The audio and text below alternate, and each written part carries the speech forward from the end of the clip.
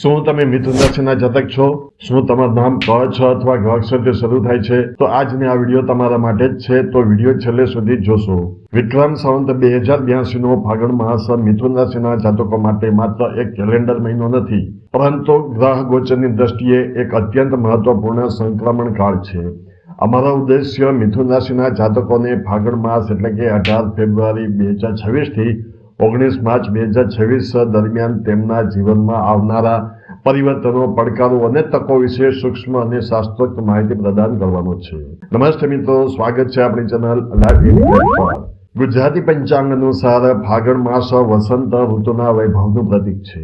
આ માસમાં પ્રકૃતિ 16 કળાએ ખીલે છે અને ગ્રહોની સ્થિતિ પણ મિથુન રાશિના જાતકોના જીવનમાં નવી ઊર્જાનો સંચાર કરવા તત્પર છે. ફાગણ સુદ એકમ કે જે 18 ફેબ્રુઆરી 2026 બુધવાર, આ દિવસથી ફાગણ માસનો વિધિવત પ્રારંભ થાય છે. બુધવાર એ મિથુન રાશિના સ્વામી બુધનો દિવસ હોવાથી મહિનાની શરૂઆત જ તમારા માટે શુભ સંકેત આપે છે. વ્યક્તિત્વ અને વર્તમાન દશા મિથુન રાશિ, જેનું પ્રતીક જોડિયા એટલે કે ટ્વિન્સ છે, તે વાયુ તત્વની અને દ્વિસ્વભાવ રાશિ છે. બુદ્ધ ગ્રહ આ રાશિનો સ્વામી છે, જે બુદ્ધિ, સંચાર અને વિશ્લેષણનો કારક છે. ફાગણ માસ 2026માં મિથુન રાશિના જાતકો એક વિશિષ્ટ માનસિક સ્થિતિમાંથી પસાર થશે, કારણ કે તમારી રાશિનો સ્વામી બુધ આ મહિને વક્રી અવસ્થામાં અને નીચ રાશિ મીનમાં ભ્રમણ કરશે. આ સ્થિતિ તમારી વિચાર શક્તિ અને નિર્ણય શક્તિ પર ઊંડો પ્રભાવ પાડશે. હવે જોશું કારકિર્દી અને વ્યવસાય, સંઘર્ષ અને સફળતાનું સંગમ. ફાગણ મહિનો મિથુન રાશિના જાતકો માટે કારકિર્દીના મોરચે મંથનનો સમય રહેશે. 10મા ભાવમાં સૂર્ય, શનિ, બુધ અને શુક્રનો જમાવડો થઈ રહ્યો છે. આ એક દુર્લભ ખગોળીય ઘટના છે. નોકરિયાત વર્ગ માટે જોઈએ તો શનિ અને સૂર્યની યુતિ 10મા ભાવમાં હોવાથી તમારા માથે જવાબદારીઓનો પહાડ આવી શકે છે. બોસની અપેક્ષાઓ ખૂબ ઊંચી રહેશે. તમે જેટલું કામ કરશો તેટલું ઓછું લાગશે. ઓફિસ પોલિટિક્સ જોઈએ તો બુધ વક્રી હોવાથી તમારી વાતનું ખોટું અર્થઘટન થઈ શકે છે. સહકર્મીઓ તમારી પીઠ પાછળ કાવા દાવા કરી શકે છે.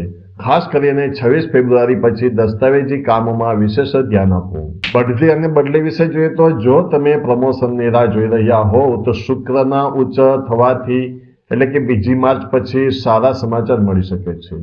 ખાસ કરીને જેઓ આઈટી, મીડિયા, ફેશન કે એચઆર ક્ષેત્રે છે, તેમને અચાનક મોટી તક મળી શકે છે. નીચભંગ રાજયોગને કારણે મુશ્કેલીઓ પછી મોટી સફળતા મળવાના યોગ છે.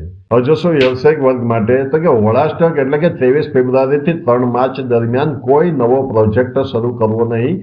બુધ વક્રી હોવાથી પાર્ટનરશિપમાં ગેરસમજ થઈ શકે છે. ત્યારબાદ છે સરકારી કામકાજ.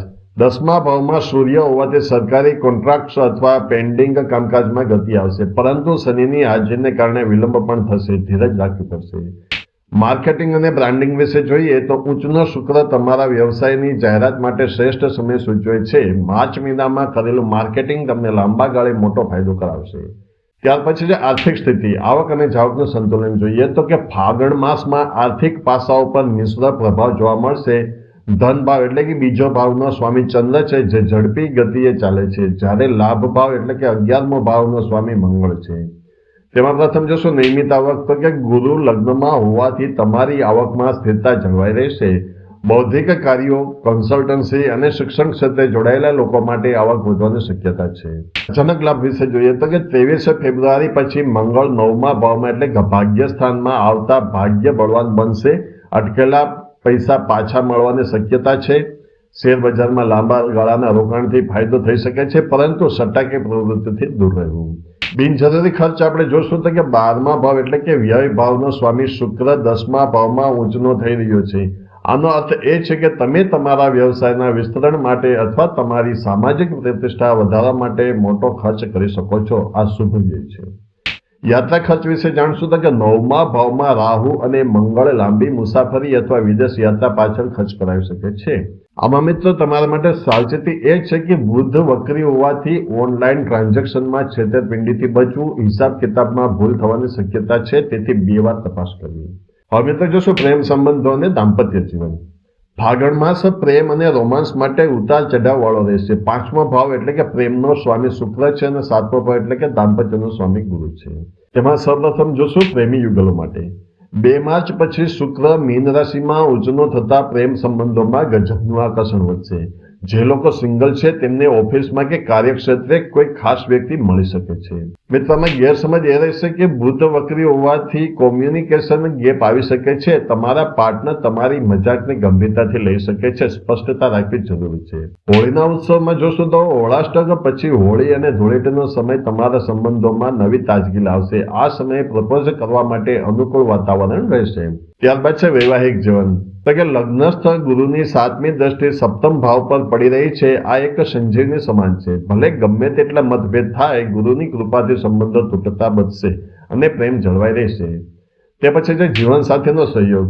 તો કે તમારા જીવનસાથી તમને તમારી કારકિર્દીમાં મદદરૂપ થશે. 10મા ભાવમાં શુક્ર હોવાથી જીવન સાથીની પ્રગતિ પણ થઈ શકે છે, જેની અસર ઘરના વાતાવરણ પર સકારાત્મક પડશે. હવે જોશો સ્વાસ્થ્ય અને સુખાકારી. તો કે મિથુન રાશિ માટે સ્વાસ્થ્ય આ મહિને એક ચિંતાનો વિષય બની શકે છે. લગ્નેશ બુધ નીચનો અને વક્રી હોવાથી જ્ઞાન તંતુઓની નબળાઈ એટલે કે નર્વસ વીકનેસ, ચામડીના રોગો અથવા એલર્જી થઈ શકે છે. ઈજાનો ભય. તો કે 23 ફેબ્રુઆરી સુધી મંગળ 8મા ભાવમાં છે. આ સમયગાળામાં વાહન ચલાવતી વખતે, મશીનરી સાથે કામ કરતી વખતે અથવા રસોડામાં કામ કરતી વખતે ખાસ સાવધાની રાખવી. અકસ્માત યોગ પ્રબળ છે. પગ અને સાંધા વિશે જોઈએ તો કે 10મા ભાવમાં શનિ એટલે કે મીન રાશિ પગના પંજાનું પ્રતીક છે. પગમાં દુખાવો, વાહ કે સાંધાના દુખાવાની ફરિયાદ આપી શકે છે. માનસિક સ્વાસ્થ્ય વિશે જોઈએ તો કે કામનું ભારણ એટલે કે શનિ 10મા ભાવમાં અને અનિશ્ચિતતા એટલે કે બુધ વક્રી તમને માનસિક રીતે થકવી શકે છે.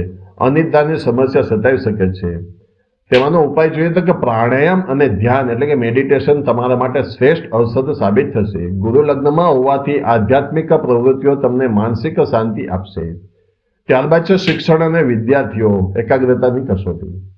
વિદ્યાર્થીઓ માટે ખાસ કરીને જેઓ સ્પર્ધાત્મક પરીક્ષાઓની તૈયારી કરી રહ્યા છે, ફાગણ મહિનો મિશ્ર ફળદાયી છે. અભ્યાસમાં એકાગ્રતા જાળવવી મુશ્કેલ બનશે. યાદશક્તિ નબળી પડી હોય તેવું લાગશે. વાંચેલું ભૂલી જવાય તેવી ફરિયાદો રહેશે. જે વિદ્યાર્થીઓ ઉચ્ચ શિક્ષણ એટલે કે માસ્ટર અથવા પીએચડી માટે પ્રયત્ન કરી રહ્યા છે, તેમના માટે ગુરુની દ્રષ્ટિ 5મા અને 9મા ભાવ પર હોવાથી સારા પરિણામો મળી શકે છે. વિદેશ જવાની ઈચ્છા રાખતા વિદ્યાર્થીઓ માટે રાહુ એટલે કે 9મા ભાવમાં તકો ઊભી કરશે, પરંતુ પેપર વર્કમાં વિલંબ થઈ શકે છે.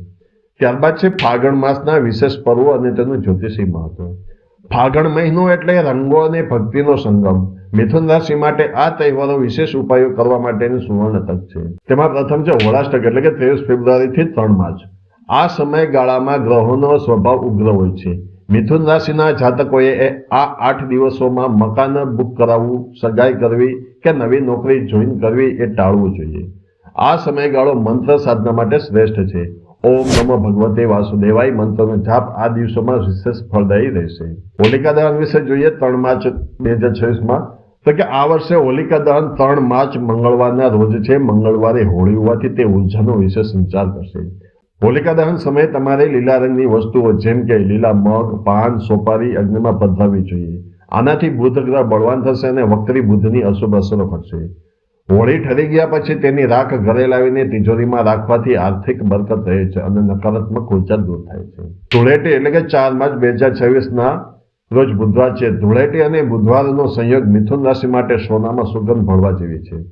તમારે લીલા, પીળા અને સફેદ રંગોથી હોળી રમવી જોઈએ. કાળા કે ઘેરા લાલ રંગનો ઉપયોગ ટાળવો. લીલો રંગ તમારા સ્વાસ્થ્ય માટે અને પીળો રંગ એટલે કે ગુરુનો તમારા ભાગ્ય માટે શુભ છે. ત્યાર પછી જ્યોતિષી ઉપાય અને લાલ કિતાબના ટોટકા. ફાગણ માસમાં આવતા ગ્રહ દોષો ખાસ કરીને નીચસ્થ બુધ અને અસ્ત શનિની અસરોને ખાળવા માટે આ મુજબના ઉપાયો કરવા અનિવાર્ય છે. દૈનિક ઉપાયો એટલે કે ડેઇલી રેમેડી જોઈએ તો કે દરરોજ સવારે વિષ્ણુ સહસ્ત્ર નામનો પાઠ કરવો અથવા સાંભળવો. આ બુધ ગ્રહને શાંત કરવાનો શ્રેષ્ઠ ઉપાય છે. દર બુધવારે ગાયને લીલું ઘાસ અથવા પાલક ખવડાવી. આ લાલ કિતાબનો અચૂક ઉપાય છે, જે મિથુન રાશિના જાતકો માટે રામબાણ ઇલાજ છે. 10મા ભાવમાં સૂર્ય હોવાથી રોજ સવારે તાંબાના લોટામાં પાણી, કંકુ અને ચોખા નાખી સૂર્યને અર્ઘ્ય આપવું. આનાથી કાર્યક્ષેત્રે સન્માન વધશે અને શનિના અસ્ત દોષમાં રાહત મળશે. હોળી નિમિત્તે વિશેષ તંત્ર ઉપાય જોઈએ તો જો તમને લાગતું હોય કે તમારા પર કોઈની ખરાબ નજર છે અથવા કામમાં સતત અવરોધ આવે છે, તો હોલિકા દહનની રાતે એક લીલું નારિયેળ લો. તમારા આખા શરીર પરથી 7 વાર એટલે કે ઘડિયાળની દિશામાં ઓવારીને તેને હોળીની અગ્નિમાં પધરાવી દો. પાછળ હોળીને જોવું નહીં. હોળીની રાત્રે ચંદ્રમાને ખીરનો ભોગ ધરાવવો અને તે પ્રસાદ તરીકે પરિવારમાં વહેંચવું. હવે તો જોશું જીવનશૈલીમાં ફેરફાર. બુધ વાણીનો કારક છે. વક્રી બુધને કારણે કટુ વચન બોલવાથી બચવું. મૌન રહેવું ઘણી સમસ્યાઓનો ઉકેલ બની શકે છે. બુધવારે મગની દાળનું સેવન કરવું, જંક ફૂડ અને વાસી ખોરાકથી દૂર રહેવું, કારણ કે પાચન તંત્ર નબળું પડી શકે છે. છેલ્લે નિષ્કર્ષ જોઈએ તો વિક્રમ સંવત 2082 નો ફાગણ માસ મિથુન રાશિના જાતકો માટે કસોટી અને કૃપાનો સંગમ છે.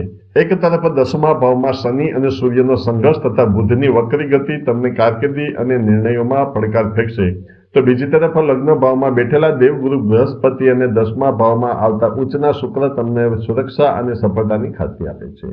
યાદ રાખવાનો મુખ્ય મુદ્દા જોઈએ તો શ્રેષ્ઠ સમય 4 માર્ચ પછીનો સમય એટલે કે ધૂળેટી પછી કારકિર્દી અને પ્રેમ સંબંધો માટે સુવર્ણકાળ રહેશે.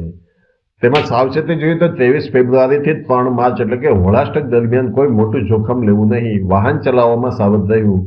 હવે મિત્રો મૂળ મંત્ર જોઈએ તો ધીરજ અને સ્પષ્ટતા. ઉતાવળમાં લીધેલા નિર્ણયો નુકસાનકારક સાબિત થઈ શકે છે. ગ્રહો પોતાનું કામ કરશે, પણ તમારી સકારાત્મક વિચારસરણી અને યોગ્ય કર્મ જ તમારું સાચું ભાગ્ય ઘડશે. હોળીના પવિત્ર તહેવારની ઉર્જાનો ઉપયોગ કરી તમારા જીવનમાંથી નકારાત્મકતાને બાળી નાખો અને ધૂળેટીના રંગોને જેમ જીવનને ઉલ્લાસથી ભરી દો.